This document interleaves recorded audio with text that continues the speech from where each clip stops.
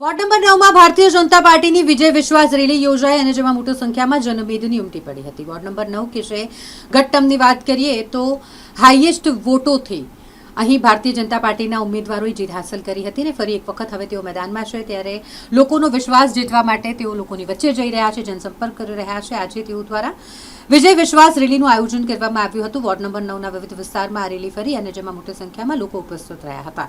Ward number 9ના Bharatiya Janata પાર્ટીના ઉમેદવાર શ્રીરંગ આયરે સાથે અન્ય 3 ઉમેદવારો કે જેઓ પણ આ રેલીમાં જોડાયા હતા, લોકોના આશીર્વાદ મેળવ્યા।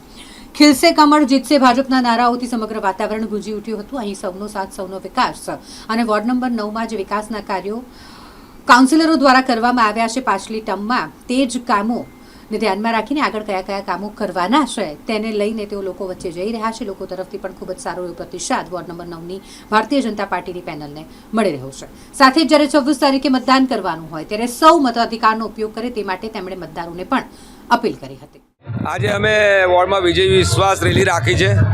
વિજય વિશ્વાસ નિશ્ચિત જ છે અને જ્યારે 28 તારીખે પરિણામ આવશે ત્યારે અમે ગુજરાતમાં પ્રથમ નંબર પર લીડ લઈને જીતવાના છે।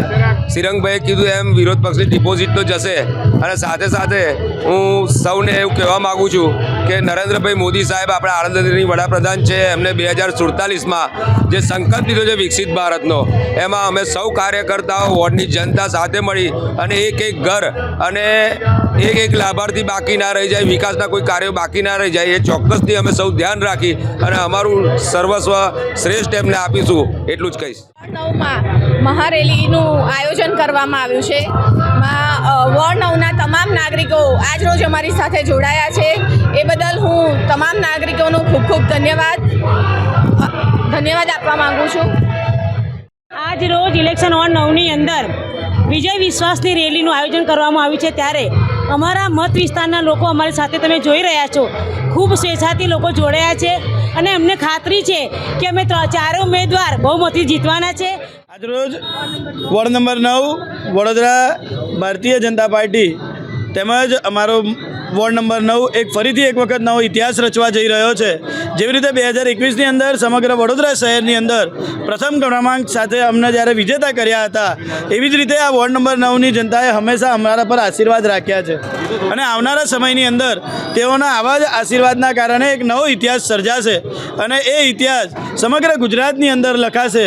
એવી જ રીતે આજના દિવસે ભવ્યથી ભવ્ય જે રેલીનું આયોજન કરવામાં આવ્યું છે, હું ચોક્કસથી કહીશ કે સામેનો જે પણ પક્ષ હશે તેમની ડિપોઝિટ ડૂલ થવાની છે અને એ જ ડિપોઝિટ ડૂલ થવાના આ તમામ જે વિસ્તારના લોકોનો હંમેશા અમારા પર આશીર્વાદ રહ્યો છે અને એ આશીર્વાદના કારણે જ આવનારા સમયની અંદર અમને વિસ્તારના વિકાસલક્ષી કામો કરવા માટે હંમેશા પ્રોત્સાહન પૂરું પાડે છે અને આ જ પ્રોત્સાહનના કારણે આજના દિવસે આ તમામ જે લોકો મોટી સંખ્યામાં જોડાયા છે એ તમામ લોકોનો અમે ખૂબ ખૂબ આભાર માનીએ છીએ।